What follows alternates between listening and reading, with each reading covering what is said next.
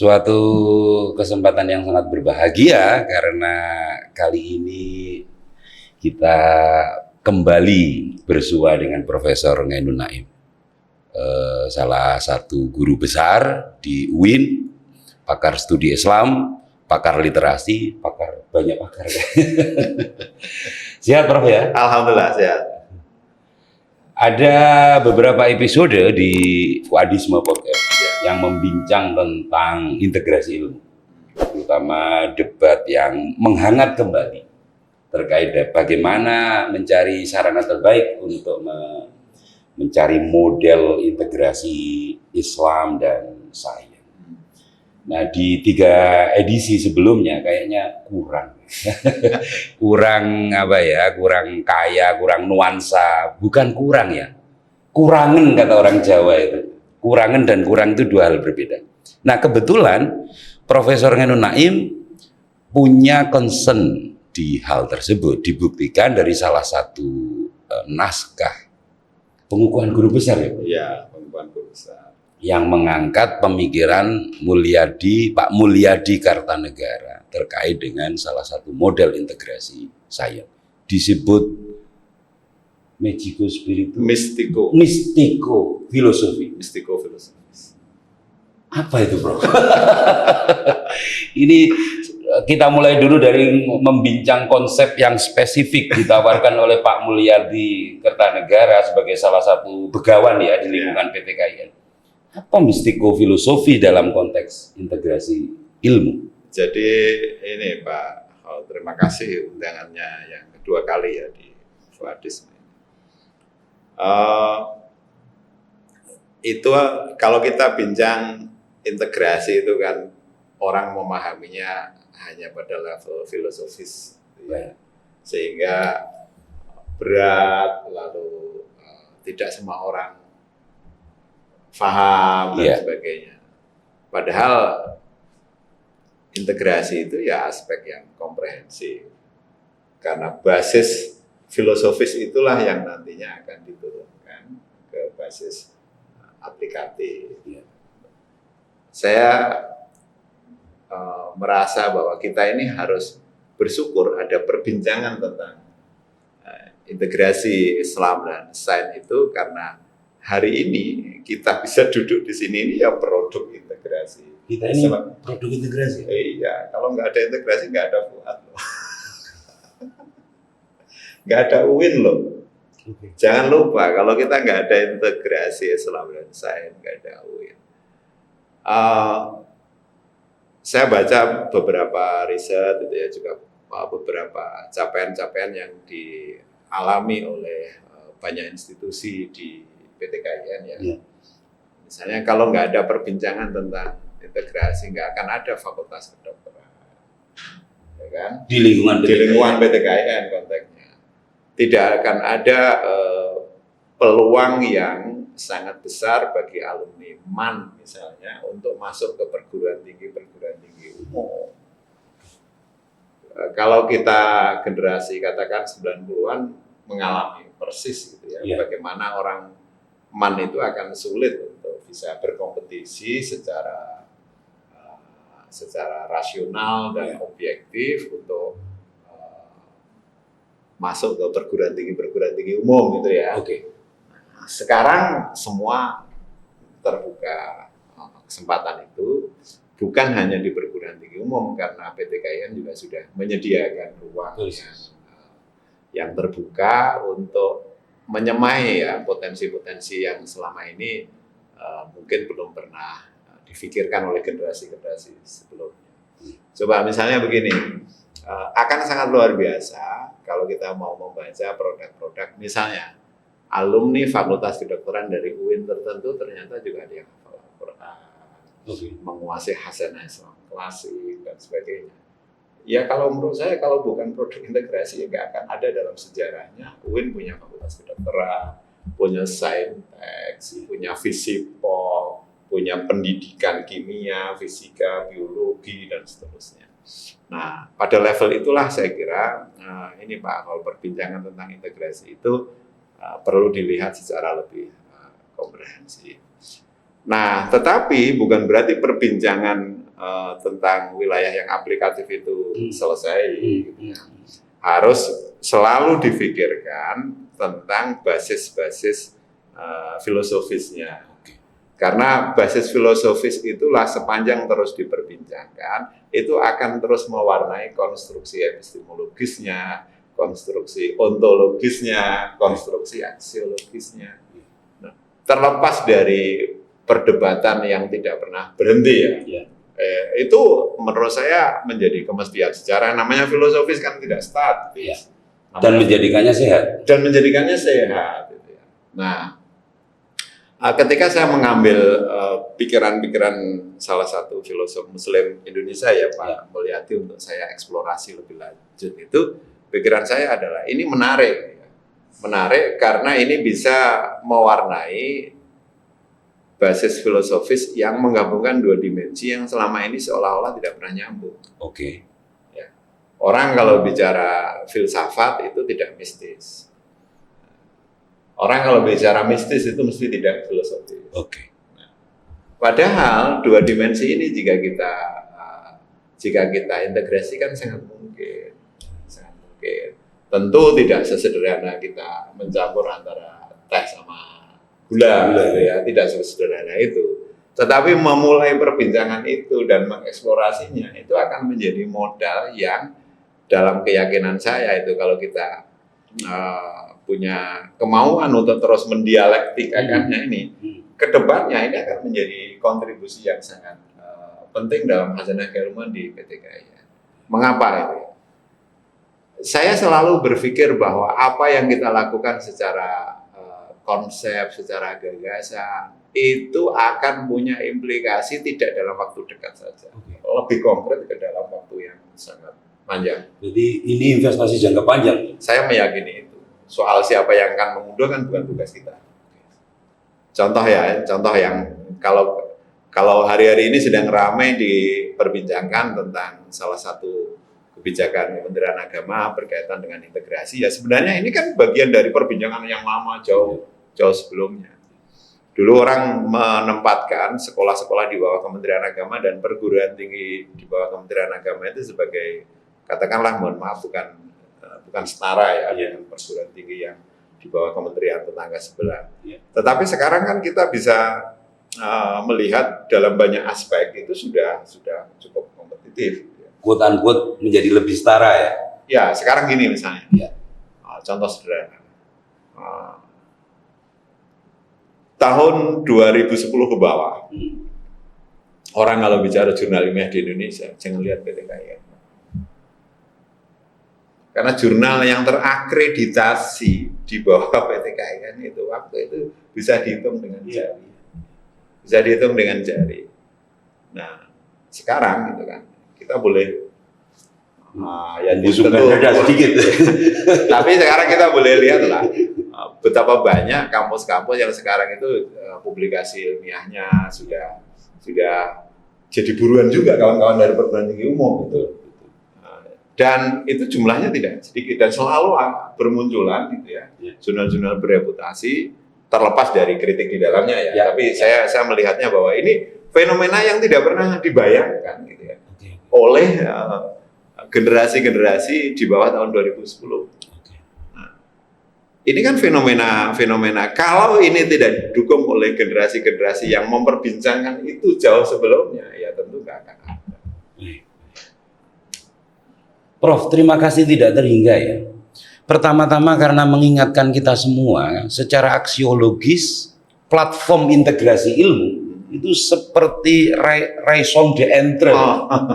Alasan mengapa kita ada ya, mengapa IAIN ada, mengapa alih status dari IAIN ke universitas itu ada. Jadi ini seperti suatu konsep payung yang menjelaskan mengapa integrasi itu menjadi dasar bagi keberadaan. Iya, saya perlu menyampaikan ini kan, karena orang kalau bicara integrasi seolah-olah lepas dari itu semua. Jadi integrasi itu di dalam sejarahnya, wacana integrasi itu muncul pertama-tama adalah pertanyaan, kalau IAIN menjadi UIN, itu dasar filosofinya apa? Maka itu yang kemudian melahirkan paradigma-paradigma unik ya, paradigma-paradigma unik di generasi-generasi awal yang sesungguhnya juga masih mencari bentuk semua. Betul. Maka mohon maaf ya, kita misalnya Pak Amin yang sangat kekeh dengan jaring laba-labanya, dengan istilah integrasi, interkoneksi. Lalu Prof. Imam Suprayogo dengan pohon ilmunya. Lalu di UIN Bandung dengan istilah roda berdatinya. Roda berdati, dan di tempat-tempat yang lain. Lalu belakangan ya setiap kampus mulai berusaha menawarkan paradigma integrasi itu. Meskipun beda kan substansinya sebenarnya sama. Betul. Yaitu bagaimana perguruan tinggi keagamaan yang bertransformasi menjadi universitas ini kompetitif, substansinya gitu, tanpa kehilangan ya dimensi-dimensi keislamannya. Oke. Nah, gitu loh ya. Bagian dari raison d'être itu adalah salah satunya platform ini sadar tidak sadar telah membawa PT KIN, tepatnya Win-Win IAIN, bisa mengatasi identitas lamanya. Dulu kan pendekatannya dikotomi ya, Prof. Ya. Betul. Jadi kalau sebelum ada wacana integrasi itu, orang kalau sekolah itu kan sekolah agama apa sekolah umum. Itu kan betul dikotomi. Dikotomi. Oh, ini perguruan tinggi agama, ini perguruan tinggi umum, kan begitu kan? Ya. Ini kalau orang melihat bahwa sekolah umum, perguruan tinggi umum itu ya sekuler sama sekali, tidak ada dimensi keislamannya. Kalau sekolah kampus Islam tidak ada dimensi keumumannya gitu ya. Nah, wacana filosofis itu kan sangat penting, sekali lagi saya sampaikan, untuk terus diperbincangkan agar itu di masa depan itu ya. Ini kan menjadi jejak yang berkesinambungan. Ya, jejak yang berkesinambungan. Coba misalnya kalau tidak ada alih status menjadi UIN itu kan, tidak mungkinlah dari kampus UIN itu akan lahir, dari IAIN ya, maksud saya misalnya akan lahir ahli robot, ya kan, ahli fisika. Dan sekarang sudah mulai tumbuh itu di masing-masing kampus dengan tanpa kehilangan gitu ya, dengan tanpa kehilangan identitas keislamannya. Meskipun juga kita harus objektif. Bahwa ada kritik, ada ini, ya, terutama bagi orang yang memiliki pendapat bahwa IAIN ya agama. Maka yang menjadi tantangan sekarang kalau kita berpikir kan ini tidak perlu kita tolak, tapi selalu kita lakukan pikiran kritis, evaluasi gitu ya. Apa yang selama ini sudah berlaku, di mana nilai kelebihannya, apa kekurangannya, bagaimana memperbaikinya, itu yang harus selalu difikirkan. Ya. Jadi para mahasiswa, para akademisi ya, kita sendiri yang hidup di lingkungan PT KIN ya, sudah sangat terbiasa dengan kritik gagasan yang dialamatkan pada konsep-konsep yang unik itu tadi, yang Profesor sebut tadi. Integrasi, interkoneksi, Twin Tower, pohon ilmu, pedati, roda pedati, dan seterusnya. Kritik justru sesungguhnya lahir dari kalangan akademisi di lingkungan PT KIN sendiri ya, yang mempersoalkan konstruksi epistemologi dari bangunan-bangunan yang ditawarkan itu. Tapi harus dicatat pula bahwa tanpa platform ini, problem keilmuan lama yang mewarnai dinamika perguruan tinggi di Indonesia dalam bentuk dikotomi itu tidak akan selesai. Jadi kayaknya ini seperti dua sisi dari satu keping mata uang ya, Prof. Iya, dan itu kan sesungguhnya tidak bisa lepas dari konteks yang jauh lebih panjang ya. Oke. Kalau kita pakai sekarang wacana dekolonialisasi, misalnya, pembagian secara terpisah, ini sekolah umum, ini sekolah agama, kan dari kebijakan kolonial. Oke. Ya, ini kan dari kebijakan kolonial. Kalau kita baca sejarah, misalnya yang secara menarik, kalau kita merujuk pada ini catatan risetnya Mitsuo Nakamura misalnya. Oke. Yang sedang ramai ya. Sedang ramai barusan berkunjung di Indonesia. Ya, karena beliau menjadi ilmuwan yang konsisten dalam topik Islam Indonesia itu. Jangan lupa bahwa misalnya pendiri IAIN yang pertama kali sekolah tinggi Islam itu ya, yang diinisiasi oleh Bung Hatta, lalu bertransformasi menjadi Universitas Islam Indonesia UII, lalu mendirikan lagi lembaga baru yang belakangan menjadi IAIN Yogyakarta, IAIN Jakarta dan sebagainya. Itu kan orang yang sama sebenarnya. Salah satunya adalah Profesor Abdul Qahar Muzakir, orang Jogja itu yang sangat berjasa besar bagi perguruan tinggi keagamaan. Nah, yang saya lihat kan ternyata apa? Bahwa sudut pandang yang cukup mencerahkan itu lahir karena interaksi dengan pihak-pihak luar. Jadi misalnya gini, Pak Qahar Muzakir itu kan pernah studi di Al-Azhar. Beliau Al-Azhar, jebolan Al-Azhar. Saya belum, saya coba nanti saya cek pasti. Ya. Tapi kalau itu di Mesir, apakah di Darul Ulum atau Al-Azhar, saya nggak tahu secara pasti. Baik. Tetapi saya orang yang mempercayai bahwa interaksi dengan pihak luar itu adalah modal untuk transformasi. Ya.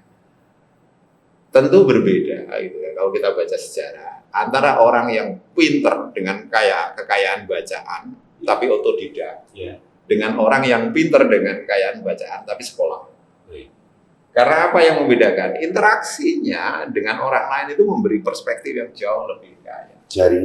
Jaringannya, kemudian sudut pandangnya, konstruksi berpikirnya itu akan berbeda.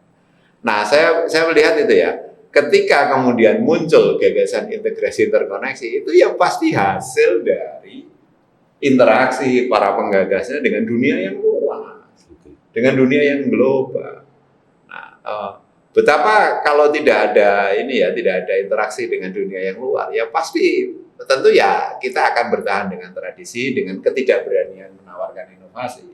Tapi kalau orang itu sudah terhubung dengan dunia yang sudah sangat luas, dia pasti berani menawarkan sesuatu yang berbeda, meskipun ya pasti konteks transformasi itu selalu diawali dengan reaksi yang tidak selalu positif.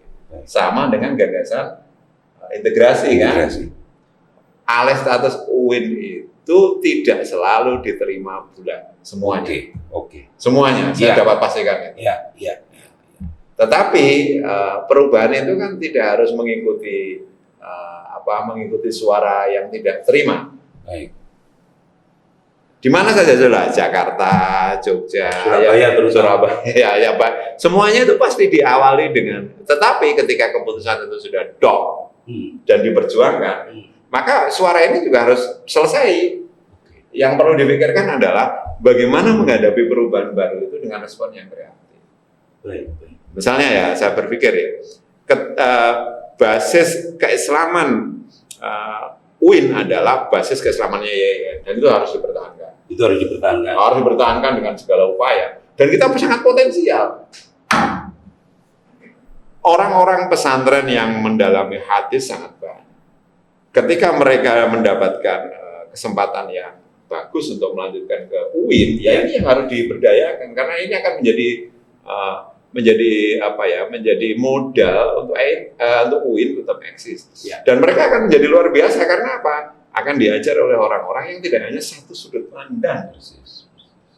Orang hadis kenal sosiologi, lahirlah living hadis. Kan begitu. Yang selama ini mungkin belum pernah terfikirkan oleh paradigma. Orang hafal Al-Quran, tapi dia bisa kuliah di FEBI. Kan menarik. Orang hafal Al-Quran bisa kuliah di Tadris Fisika. Nah, itu yang mungkin dalam asumsi saya belum pernah membaca riset atau melakukan riset itu ya. Orang-orang yang menolak alih status itu, menolak integrasi dalam konteks itu, mungkin belum pernah membayangkan. Atau bahasanya Pak Amin Abdullah itu, belum memiliki imajinasi kreatif ya, bahasa beliau. Creative imagination tentang kemungkinan-kemungkinan itu. Karena ini historis sekali ya konteksnya. Saya kerucutkan, Bro. Berarti di dalam platform integrasi itu sendiri ada semangat dekolonialisasi ya, rupanya. Kalau kita baca buku-buku tentang integrasi, dekolonialisasi secara terminologi belum ada. Baik. Karena kita kalau mau jujur ya bicara dekolonialisasi ini kan istilah baru, terminologi baru dan baru dalam 2-3 tahun terakhir ini dia menjadi wacana yang dikembangkan. Dulu waktu itu yang saya ingat namanya bukan dekolonialisasi. oksidentalisme. Bagaimana melawan Barat dengan mengambil ilmunya Barat. Tetapi itu kan proyek sesaat yang tidak tuntas. Betul. Nah, dekolonialisasi jika digarap serius, itu akan punya potensi sepanjang. Sebenarnya ini kan berlaku rumus universal ya. Sepanjang ada penggeraknya, sepanjang ada barisan pendukung secara akademik, ada kebijakan yang mendukung, ada karya yang dihasilkan, itu akan terus menjadi perbincangan. Baik.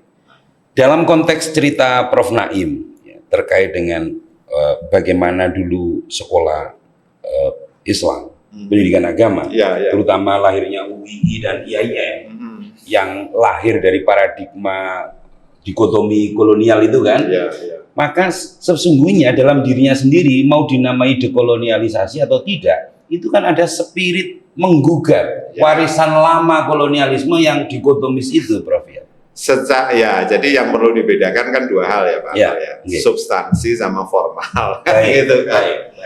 Kalau melihat substansi dekolonialisasi sekarang ini, pasti, karena kan spiritnya kan sama, spirit bagaimana keluar dari warisan historis kolonialisme yang sulit dirubah, mengakar kuat dalam pikiran, pengetahuan, dan mungkin kesadaran kita, walaupun masanya sudah sangat lama berlalu, tetapi pengaruh-pengaruh itu kan masih menempel kuat ya di dalam mungkin alam bawah sadar ya, kalau kita tidak salah itu ya.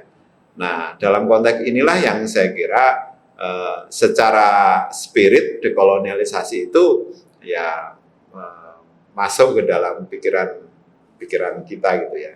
Dan saya kira ini menjadi menarik gitu ya, karena kalau kita membawa spirit dekolonialisasi itu ya, itu menjadi tantangan yang penting untuk direspon secara kreatif, dan potensi PTKIN tinggi untuk membahas itu. Kita kan kalau kita baca spirit itu kan sudah muncul ya, tidak hanya dimulai dari Edward Said ya. Jadi sudah lama sebenarnya selalu ada reaksi penolakan, tetapi itu kan belum dilakukan secara sistematis. Baru ide sporadis. Nah, dekolonialisasi itu sepanjang dilakukan dengan memenuhi paling tidak 4 syarat yang saya katakan tadi, ke depan itu juga punya masa depan. Di pergulatan intelektual di lingkungan PTKI. Coba kita lihat ya, kalau kita baca sejarah di pergulatan intelektual di Indonesia wacana integrasi interkoneksi itu tidak akan berwujud kalau kebijakan tidak mendukung. Gagasan, kebijakan. Gagasannya oke, kebijakan nggak mendukung, bubar. Gagasannya oke, tokohnya wafat, bubar. Nggak ada pelanjut. Nggak berhasil di cloning. Gagasan oke, kebijakan oke, tokohnya oke, nggak ada karya. Wassalam. Kita bisa belajar. Kita bisa belajar pada Ismail Roji Al-Faruqi. Ya kan? Nah, pada level itu. Jadi saya kira momentum integrasi sekarang ini kita perlu dudukkan secara objektif. Dari sisi tokoh masih banyak yang hidup. Penyokongnya banyak. Kebijakannya sangat support, ya kan? Nah, tinggal 3-4-nya itu. Bagaimana karya-karya itu terus diproduksi, dikontestasikan. Kemudian yang kedua, pendukungnya yang menerjemahkan integrasi interkoneksi di level praktis harus selalu konsisten melahirkan produk-produk yang sejalan dengan paradigma yang diusung. Kalau itu hilang, maka itu ya akan perlahan memudar. Tanpa perlu menyebut di mana ya, saya kira itu konsep yang universal. Kita menyebut aspek 3 dan 4 ini. Karya. Gagasan integrasi itu kan akan dibawa terus oleh tokoh-tokoh begawan yang mengusungnya dalam karya-karyanya. Pak Amin Abdullah, salah satunya juga Pak Mulyadi. Maka ini kan sebenarnya yang hari ini sedang dikontestasikan. Untuk bisa di-cloning di masa depan, dikembangkan dan seterusnya. Nah, mari kembali masuk pada mistiko filosofi. bila dibandingkan atau dikontestasikan dengan konsep-konsep lain, semisal integrasi interkoneksi. Mau dilihat dari sisi apapun ya, prinsipnya kan tidak ada konsep yang paripurna ya. Baik. Setiap konsep itu kan tentu punya kelebihan dan kekurangan. Baik. Nah, misalnya dulu kalau kita baca riset-riset yang mengkomparasikan pikiran tiga tokoh ya, berkaitan integrasi. Prof. Amin Abdullah, Prof. Mulyadi, lalu Prof. Suprayogo. Iya, Pak Imam Suprayogo. Prof. Suprayogo itu kuat di aplikasi praktisnya, tapi filosofisnya kurang agak lemah. Pak Amin itu kuat di filosofisnya, tapi mistiknya abai. Oh, mistiknya abai. Irfaninya abai. Dan itu bisa kita baca dari buku-bukunya Pak Amin juga loh. Baik. Pak Amin itu sangat berani menurut saya. Tapi kan orang itu mengalami dinamika pemikirannya, dinamika kecenderungan. Nah, belakangan saya baca misalnya di buku beliau yang terakhir ini ya, Indonesia Kasih atau apa, saya lupa judulnya itu yang. Itu mulai terlihat bagaimana beliau memberi apresiasi terhadap dimensi tasawuf. Padahal dulu menurut saya seperti Jabiri betul beliau itu. Wah, pokoknya Irfani nggak ada. Jabirian ya? Menurut saya di masa-masa awal kalau kita baca ya. Yang falsafah kalam, studi Islam Indonesia. Nah, itu kan sangat berani ya menurut saya. Dan saya kira itu kan ya wajar ya orang itu. Seperti saya misalnya hari ini agak menyukai hal-hal yang mistis dan filosofis gitu ya. Ya itu kan tahapan saja ya, tahapan di dalam sejarah kehidupan ya. Sangat mungkin nanti juga mengalami siklus hidup itu. Loh, saya itu kan kita baca itu ya, misalnya orang serasional almarhum Profesor Harun Nasution. Itu kalau kita baca di usia-usia sepuh beliau kan masuk tarekat. Dalam masa mudanya nggak ada tasawufnya sedikit pun. Bahkan sangat rasional gitu kan, pengusung Islam rasional di Indonesia. Dan itu kan dinamika sejarah kehidupan orang ya. Jadi yang berdampak pada karyanya. Kan karya kita itu tidak bisa dilepaskan siapa saya gitu kan. Perspektifnya dan apa yang saya ungkapkan dalam tulisan saya itu kan juga sesuatu yang kalau kita baca 20 tahun, kenapa saya dulu begitu ya? Nah, coba baca misalnya gini, Mas Akot. Almarhum Dawam Raharjo. Transformasinya itu kan unik sekali gitu loh. Orang itu biasanya bertransformasi dari seorang yang cenderung normatif tekstual dan sangat ideologis menjadi orang yang rasional. Pak Dawam itu kan enggak, kalau kita baca terakhir malah menjadi sangat liberal di masa perjalanan kehidupan beliaunya.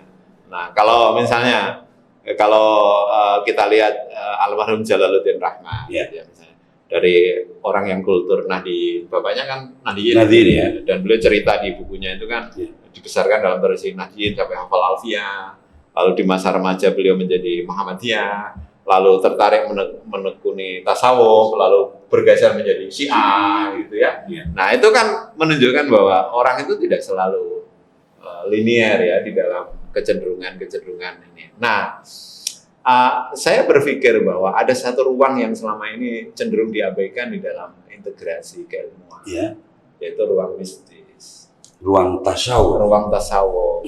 Tasawuf dan filsafat itu yang diintegrasikan, itu yang saya pahami dari konsepnya Pak Mul yang saya pinjam untuk saya eksplorasi, itu adalah mistiko-filosofi. Bahwa orang itu butuh dimensi yang untouchable, yang tidak bisa tersentuh, yang tidak bisa terkatakan, yang butuh perenungan-perenungan, butuh ruang-ruang yang selalu diaktualisasikan dalam kehidupan sehari-hari, dan itu tidak selesai dengan hanya mengintegrasikan aspek-aspek non-tasawuf. Jatuhnya pada aspek irfani. Iya, irfani memang iya. Yang harus diajak terlibat serta dalam keseluruhan proses berpengetahuan atau produksi pengetahuan. Betul.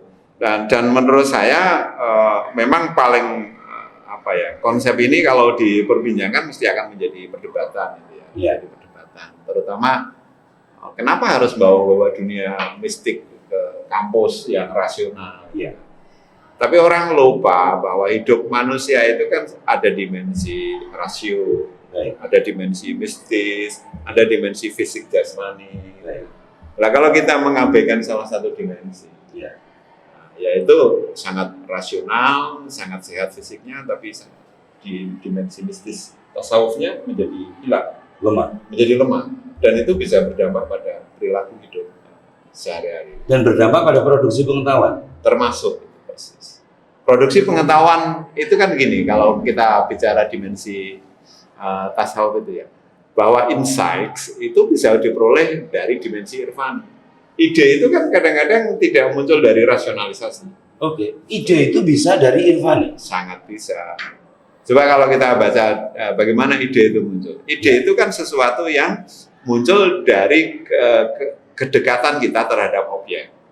Engagementnya. Ya, engagementnya itu dari kedekatan kita terhadap objek. Misalnya begini, Pak Ahol kenapa menyukai kebudayaan Jawa? Lalu muncul gagasan untuk menulis topik-topik kejawaan, lalu merelasikannya dengan Islam. Itu tidak akan muncul tiba-tiba kalau pada saya. Gitu. Coba Pak Naim menulis kebudayaan Jawa, ya nggak akan nyambung. Saya nggak pernah membangun engagement dengan topik itu. Nggak bisa. Kalaupun bisa, itu anugerah. Gitu ya. Problemnya memang di sini yang menjadi problem adalah memunculkan ide-ide itu tidak terpola secara sistematis ilmiah. Pengkondisian bagi munculnya gagasan-gagasan yang berkaitan dengan dimensi mistiko dalam bahasanya Pak Mul itu akan memunculkan ide yang tidak terstruktur tapi bisa dimunculkan. Oke. Berarti setidaknya ada dua catatan ya. Satu, soal kanal mistiko. Ini personal banget kanal itu. Iya, personal memang iya, tetapi yang perlu difikirkan menurut saya bukan pada personalnya, tapi penciptaan kondisi bagi itu. Penciptaan kondisi sehingga itu punya kanal dalam keseluruhan proses kreatif. Betul, jadi penciptaan kondisi dan tugas perguruan tinggi yang menciptakan kondisi itu. Oke. Tugas perguruan tinggi menciptakan kondisi. Iya, kan kita ngomong integrasi bukan personalitas. Nah, maka yang perlu difikirkan itu kan bagaimana kampus itu mendesain yang kampus yang sudah terintegrasi ya, yang mendesain konsep-konsep yang sejalan dengan itu. Dan disadari atau tidak, sekarang ini kan kebijakannya sedang mengarah ke situ. Oke. Ekoteologi. Yang kita punya platform yang cukup Relitrin misalnya. Nah itu kan tidak bisa hanya filosofis kan? Ada dimensi mistisnya, ada dimensi tasawufnya di situ. Tanpa sadar ya? Tanpa sadar. Kurikulum cinta. Itu sudah menyerap mistiko ya? Menurut saya iya. Mau tidak mau. Karena yang diajarkan bagaimana kita memiliki tidak hanya simpati, tapi empati. Bagaimana kita memiliki hubungan kedekatan dengan Allah, dengan manusia, dengan alam. Jadi berbagai platform mutakhir, ekoteologi, Eko Kampus, Eko Green, Rally Green, dan kurikulum cinta. Dalam pandangan Profesor Naim, itu salah satu dari tanda bahwa arus memberi ruang lebih besar bagi kanal irfani itu sedang menjadi tren di lingkungan PTKIN. Secara pasti ya tentu kita tidak tahu ya secara pasti karena ini kan fenomena yang masih baru semua. Tetapi yang penting kita renungkan adalah bahwa ada dimensi-dimensi yang selama ini tidak pernah terfikirkan. Itu sekarang menjadi perhatian banyak orang. Walaupun belum semuanya memahami substansinya kan. Ngomong ekoteologi dipahami sebagai menanam pohon saja. Tapi itu kan penting sebagai penanda jauh ke depan ya. Sekarang ini misalnya, kalau kita membawa konsep ekoteologi misalnya dalam konteks kehidupan global, betapa sangat banyaknya problem yang tidak selesai dengan akal. Dengan akal? Iya. Problem sampah, misalnya. Itu nggak selesai dengan akal, karena kalau orang diajak untuk membangun kesadaran lingkungan itu ya tidak cukup dengan akal, tapi juga dengan sentuhan hati, dengan keteladanan, dengan kebijakan, dengan dukungan infrastruktur, dengan yang lain-lain semuanya. Jadi menurut saya ya dimensi-dimensi yang selama ini sudah dilakukan, dimensi filosofisnya, dimensi teknologisnya itu tidak cukup dalam faktanya, maka harus diimbangi dengan dimensi mistikonya. Secara faktual dan secara akademik, tapi ini tidak punya kaki, tidak bisa diturunkan menjadi metode atau panduan yang praksis yang bisa diacu atau diduplikasi dari satu perguruan tinggi ke perguruan tinggi yang lain. Ya soal itu ya memang harus diakui ya, karena ini kan beda basis filosofisnya dengan basis filosofis positivistik yang cenderung bisa diturunkan secara praktis di dalam ini di dalam kurikulum misalnya dan sebagainya. Dan itu memang tidak akan pernah punya dimensi yang praktis karena namanya juga sudah mistiko. Mistiko kan juga tidak bisa diverifikasi secara faktual. Nah, tetapi bahwa ini perlu menjiwai itu menurut saya perlu menjiwai. Yang sekarang ini tengah terjadi adalah krisis moral yang misalnya yang kita baca krisis moral yang sangat akut di hampir semua bidang kehidupan, dan itu memerlukan pemikiran secara komprehensif yang melibatkan semua dimensi kehidupan. Nah, saya kira mistiko-filosofi seperti terjemahan-terjemahan apapun lah itu punya kontribusi sekecil apapun dan tidak perlu diabaikan sepanjang orang bisa memberi sumbangan pemikiran sumbangan pemikiran yang kemudian diterjemahkan dalam konteks apapun itu tetap perlu diapresiasi. Dan hasilnya memang tidak bisa dilihat dari ini. Hasilnya tidak bisa dilihat karena itu investasi sangat panjang menurut saya. Satu-satunya kegelisahan saya hanyalah bagaimana aspek ini mendapatkan ruang yang selayaknya di kampus. Kalau secara faktual tidak bisa di breakdown dalam metodologi yang bisa dipelajari. Gini dalam substansi itu bukannya tidak bisa di breakdown dalam metodologi, Pak Ahol. Menurut saya masih sangat terbuka. Misalnya, kalau contoh kecil kalau kita belajar tentang metodologi penelitian. Nah, ini metodologi penelitian kita kan tidak hanya positivistik. Kan? Ada metodologi penelitian tasawuf.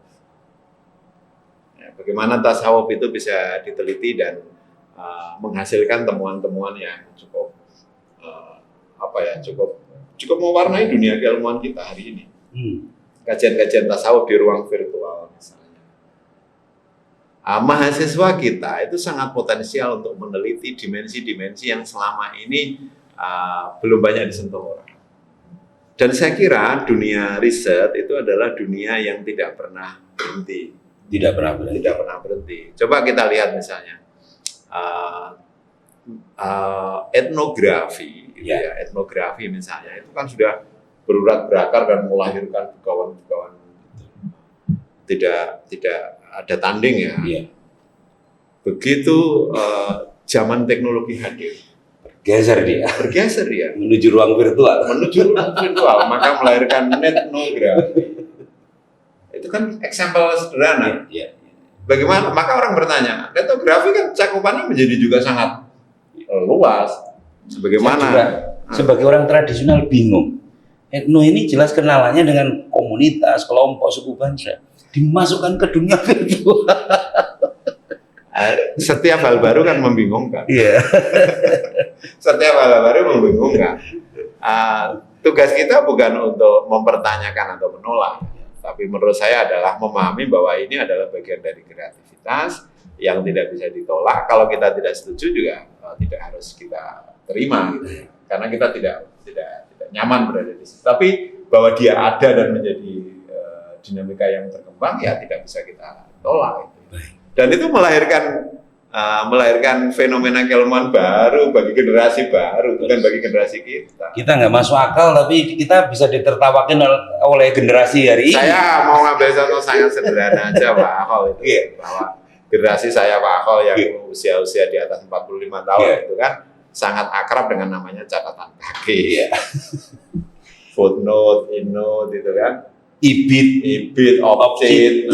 Sekarang dipaksa oleh zaman untuk berkenalan dengan Mendeley. Coba, ini opo, gitu kan? Iya. Ini fakta yang substansinya kan sama saja kan sebenarnya dengan yang kita perbincangkan tadi. Fakta dinamika perkembangan zaman yang dinamika itu betul-betul ada, menjadi bagian tidak terpisah dari kehidupan kita, dan punya linearitas dengan apa yang kita perbincangkan sebelumnya tadi. Sama dengan etnografi kan. Ketika teknologi hadir, dia masuk ke situ, dan kita yang terbiasa dengan konvensionalisme itu terkaget-kaget. Tradisional seperti kita. Nah, Pak Ahok tahu sendiri lah, kalau saya masih nulis pakai tangan, buku tulis kayak begini, terus tiba-tiba Mendeley, gitu kan. Sama dengan sederhana aja ya. Saya masih setiap hari membaca artikel-artikel jurnal internasional, tetapi tidak lewat komputer. Tidak lewat ini. Tidak. Gadget. Tidak. Dicetak. Diprint dulu. Dibaca, dicoret-coret, dieksplorasi, kasih catatan di kanan kirinya. Saya kalau nulis juga masih seperti itu, baru kemudian ketika sudah ngedit, Mendeley-nya masuk. Itu kan kegagapan atau apa saya tidak tahu, tetapi jangan lupa bahwa sejarah panjang ini tidak seperti itu, masih manual, masih ini. Nah, yang penting adalah kalau saya memahami ada dinamika seperti ini, dan dalam konteks apa saya perlu menggunakannya. Kalau saya nulis buku, saya nggak akan pakai Mendeley. Tidak akan pakai. Hanya untuk nulis publikasi. Hanya untuk jurnal ya. Kemestian sejarah yang mengharuskan saya ke situ. Garusan. Karena kalau saya pakai manual kan tidak akan diterima, karena salah satu syaratnya menggunakan reference manager platform itu. Nulis pakai template itu kan menyiksa. Ini jadi kita terjebak dalam urusan administrasi tulis-menulis. Nah, tapi kalau kita bicara itu kan bagian dari contoh tadi bagaimana transformasi di dunia mistis itu kan. Nah, menulis dunia mistis juga sama saja. Sekarang kalau kita bicara misalnya, dulu bayangan orang dunia mistis itu adalah syekh, murid, lalu tarekat dan sebagainya. Bergeser. Sekarang orang bisa belajar tasawuf di dunia digital. Mursyidnya menjadi tidak punya alamat. Dan bisa menjadi melahirkan pseudo religion. Agama-agama semu. Tapi jangan lupa pengikutnya banyak dari generasi digital. Nah, menurut saya, kenapa kita bicara mistiko-filosofis? Salah satu realitasnya seperti ini, lalu kita tidak berbincang tentang ini dalam konteks keilmuan, ya nggak ada kontribusi. Paradigma kita masih paradigma lama, ya itu tetap ada. Paradigma lama itu tetap ada dan tetap harus. Tetapi fenomena baru ini tidak bisa kita abaikan. Apa yang disuguhkan oleh alam di depan mata ini? Iyalah, sederhananya kan gini. Saya mengajar mata kuliah dengan cara manual sehari-hari, tapi hasil mata kuliah saya jadi bahan TikTok anak-anak. Itu kan dua dunia yang jauh sekali gitu loh ya. Jadi saya ingat itu, jadi kalau ini ceritaku ya. Saya itu kan cenderung tidak terlalu adaptabel ya dengan model-model TikTok, Instagram, dengan platform media gitu sosial. Kan. Menurut saya kan menghabiskan waktu saja ya. Saya masih menikmati baca buku dan sebagainya. Sampai suatu ketika tiba-tiba saya ditelepon oleh Pak Rektor itu waktu KKN. Tolong dicek akun ini isinya apa. Akun TikTok. Wah, gimana? Saya itu udah proklamasi untuk tidak masuk ke situ. Tapi saya ketua lembaga yang harus ngecek. Ya, maka saya mulai belajar. Kayak begini ya, persebarannya. Kecepatannya. Termasuk akhirnya juga saya belajar. Tetapi satu hal yang saya kira dunia tasawuf itu yang membuat saya belajar juga bahwa bagi saya ya pengakuan itu kan udah selesai.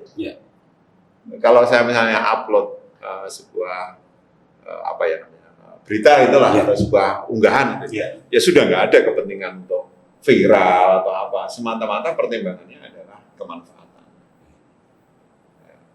Artinya apa ya? Dunia mistis itu ya harus diterjemahkan secara praktis, memberi kontribusi, tetapi juga jangan berorientasi pengen viral, pengen dapat view sekian, pengen dapat uang sekian, ya bukan saya banget gitu. Mistik dalam konteks ini, seperti ditegaskan Profesor, sama sekali tidak berkonotasi atau tidak memanjakan imajinasi kita, membayangkan seorang sufi, mengalienasi diri. Tapi ini adalah sesuatu respon yang kreatif, memberi ruang yang besar bagi kapasitas irfani untuk menyerap berbagai kemungkinan, menciptakan peluang-peluang, dan seterusnya. Persis ya.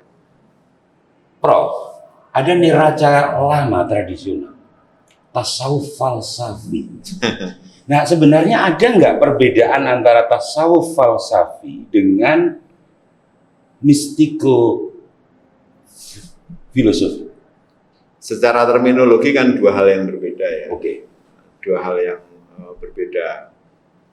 Dulu kan kalau kita belajar tasawuf itu kan dibagi menjadi dua. Baik. Tasawuf akhlaki yang lebih menekankan kepada dimensi-dimensi perilaku, laku hidup yang dalam koridor sufi gitu ya. Yeah. Bagaimana orang itu dimulai dari taubat, lalu qanaah macam-macam itu sampai sabar.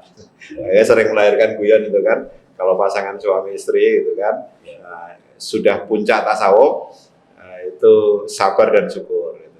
Kalau suaminya jelek, istrinya cantik, itu kan berarti suaminya bersyukur dapat istri cantik. Dan istrinya sabar dapat suami jelek. Itu guyon-guyonnya begitu. Nah, lalu di kutub yang berbeda, tasawuf falsafi, gitu ya. Tasawuf yang lebih menekankan kepada dimensi-dimensi filsafat. Tekannya pada pemikiran filsafat. Rasio. Ya, tasawuf falsafi itu sepanjang yang saya ketahui itu kan lebih berbicara pada dimensi-dimensi yang tidak untuk konsumsi masyarakat awam. Dalam pengertian? Dalam pengertian bahwa orang yang memahami dan mengaplikasikan tasawuf falsafi itu adalah orang-orang yang sudah siap secara intelektual. Oke. Maka kalau kita baca sejarah, mengapa Suhrawardi itu dihukum bunuh? Ya. Salah satu pendapat mengatakan karena ajarannya disampaikan kepada orang awam yang tidak siap menerima konsepsi-konsepsi filosofis ketuhanan. Bukan pada substansi ajarannya itu sendiri, tetapi efek dari ajaran itu. Efek sosial yang diciptakan dari pikiran-pikiran itu. Nah, itu yang saya kira seluruh pelajaran sejarah itu menjadi bahan terbaik bagi kita di dalam kehidupan itu. Nah, tentu mistiko filosofis tidak dalam konteks itu. Iya. Ya. Mistiko filosofis itu dalam konteks bagaimana tasawuf memberi warna di dalam integrasi keilmuan. Tasawuf memberi warna bagi integrasi keilmuan, termasuk menciptakan situasi yang konstruktif secara filosofis dan secara sofistik bagi orang untuk menjalani kehidupan di perguruan tinggi. Boleh nggak Prof saya kerucutkan begini? Kalau tasawuf falsafi itu teosentris minded atau teosentris, sementara mistiko filosofi lebih ke antroposentrisme. Ya, satu perspektif bisa seperti itu. Karena kan tasawuf falsafi itu lebih bicara konsep-konsep ketuhanan ya, tidak diturunkan pada wilayah-wilayah praktis. Tasawuf falsafinya urusan langit dan konsep-konsepnya itu tidak akan bisa dipahami oleh orang-orang awam yang tidak punya basis keilmuan keagamaan yang matang. Dulu saya baca satu tulisan yang sangat menarik itu ya. Ilmu agama itu ada beberapa level. Yeah. Level pertama itu adalah fikih. Ini untuk semua orang. Oke. Fikih itu untuk semua orang. Yeah. Mau saya, Pak Khol, orang awam, kiai, semua butuh ini. Karena dia akan menjadi cermin keberislaman seseorang. Ya. Jadi, dia sholat, dia puasa, dia zakat. Dan ini harus diketahui ilmu dasarnya. Harus diketahui. Harus diketahui, karena orang tidak akan sah sholatnya kalau nggak ngerti rukunnya. Betul. Gitu kan. Maka ini ilmu dasar. Bukan berarti posisinya rendah. Ya. Tetapi ini konsumsi untuk semua. Dan pintu masuk. Dan pintu masuk keberislaman. Ya. Itu fikih. Nah, di level yang kedua, sekali lagi ini bukan level tingkatan loh ya. Bukan tingkatan ilmu. Bukan. Tapi semacam hubungan logis ya. Hubungan logis lah. Ya. Setelah fikih itu adalah ilmu kalam, teologi. Ya. Nah, orang tidak boleh belajar teologi kalau fikihnya belum. Oke. Ya, jadi makanya orang yang belajar kalam itu tidak akan lebih banyak dengan orang yang belajar. Karena ini disaring ya. Sudah disaring di levelnya itu tadi. Nah, di level berikutnya yang tertinggi itu adalah tasawuf dan filsafat. Orang tidak boleh belajar tasawuf kalau fikihnya belum mantap, teologinya belum mantap. Lebih sedikit lagi. Karena itu mahasiswa Hafiz sedikit. Lo tahu ya, itu sekaligus pembenaran bahwa sedikit nggak apa-apa. Iya, sedikit itu kan justru menjadi kesempatan bagi kita untuk mengoptimalkan proses proses pendidikan ya. Saya itu kalau ada orang tanya diskusi itu berkaitan dengan jurusan apa yang harus dipilih, saya malah mengarahkan pada bukan jurusan yang favorit. Oke. Sederhana aja. Jadi ada family datang, ngambil jurusan apa Pak? Kalau mau tafsir hadis. Bu ya direkom ke Afif. Kalau mau ke Afif. Saya pilih yang jurusan yang kecil-kecil itu. Kalau mau ya zakat wakaf. Kalau Repi. Loh kenapa kok malah jurusan-jurusan yang tidak banyak peminat? Sekarang boleh cek. Lulusan yang terserap ke dunia kerja dan kreatif penciptakan kerja adalah lulusan yang dari jurusan-jurusan seperti ini. Anda mau saya kasih contoh. Lulusan AFI hampir semuanya terserap. Lulusan ilmu Al-Quran hampir semuanya terserap di bidang-bidang yang dekat dengan ini. Di UIN ini angkatan pertama hukum ekonomi syariah semua lulusannya jadi dosen. Oke. Hukum ekonomi syariah. Muamalah HES. Sekarang HES dulu muamalah. Lulusan S2-nya. Ilmu Al-Quran dan tafsir angkatan pertama S2-nya. Semuanya terserap. Iya. AFI sama.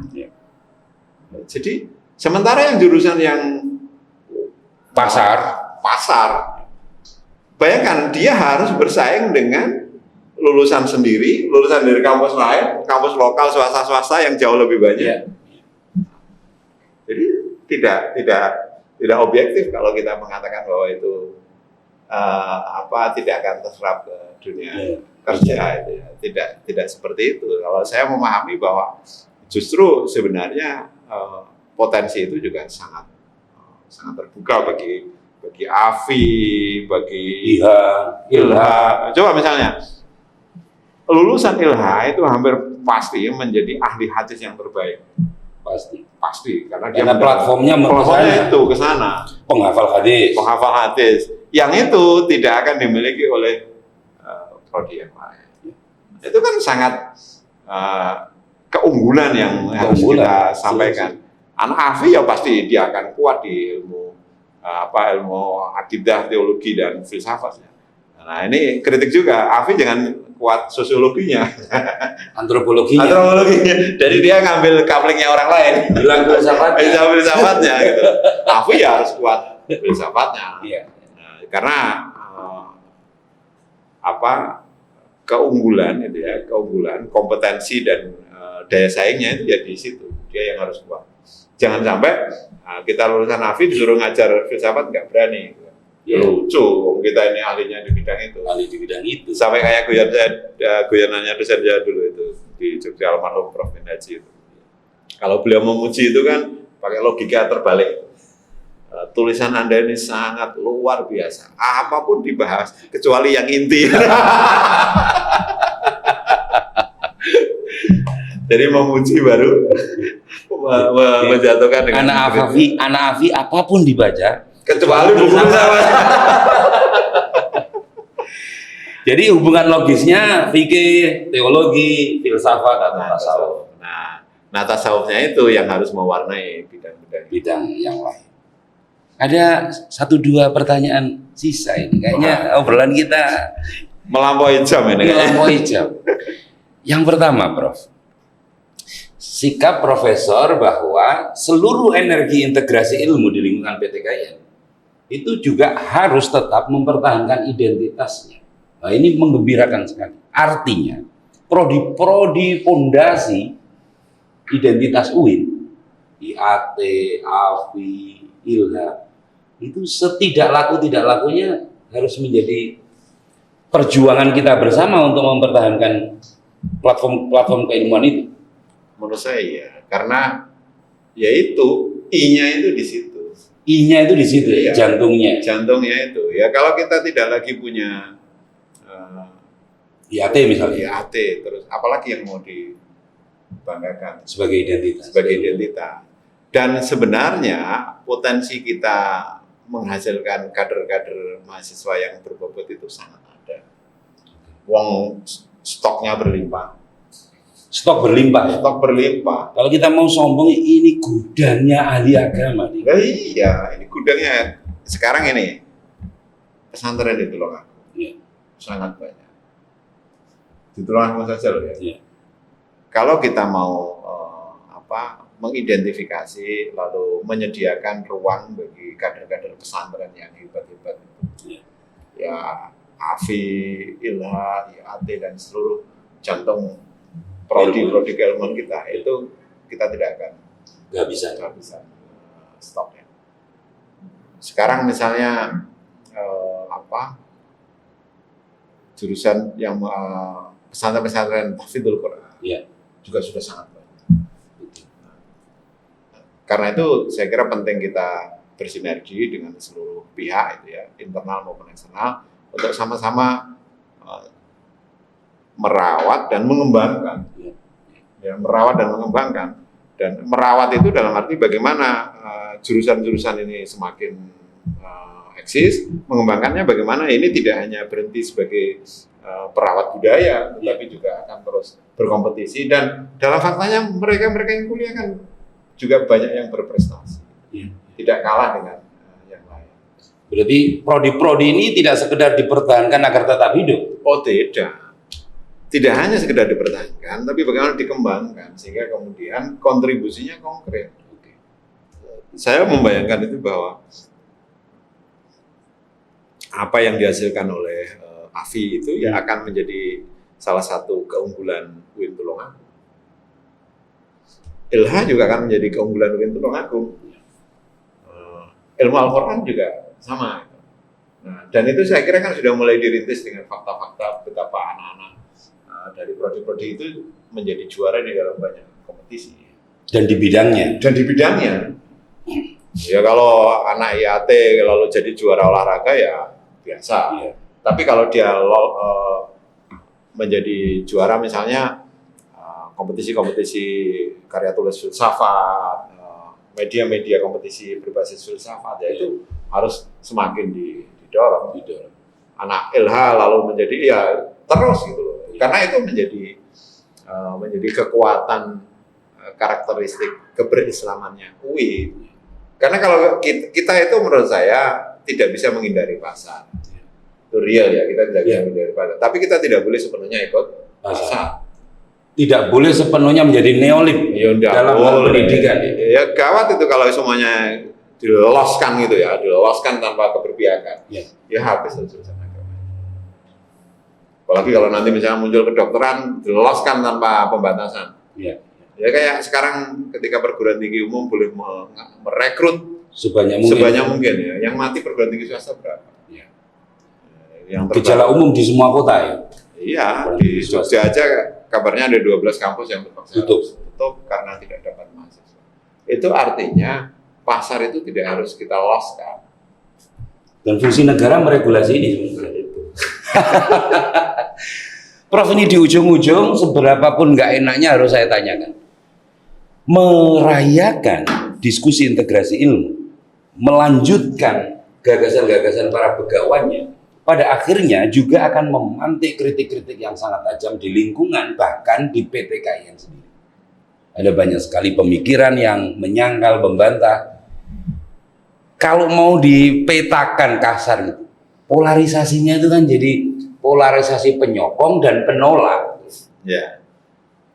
Itu menurut amatan Prof. Naim, situasi begini ini akan biasa saja dibiarkan, karena pada kadar tertentu kritiknya itu bisa sangat filosofis, misalnya penyangkalan bahwa integrasi itu tidak dibutuhkan karena ada prinsip yang sama dalam sains namanya transdisipliner atau interdisciplinary science ya. Ya, apa yang menjadi kegelisahan itu ya saya kira menjadi kemestian sejarah yang tidak bisa dihindari. Dinamika ini. Dinamika. Jadi dinamika itu ya akan terus berlangsung begitu, tergantung intensitas dan arah perkembangan nantinya. Oke. Ketika pertama kali UIN Jakarta berubah dari IAIN menjadi UIN, betapa kencengnya kritik itu. Betapa sangat kencengnya kritik itu. Lalu kekhawatiran akan hilangnya Islam. Ya tidak hanya akan hilangnya itu ya banyak ilmu keislaman.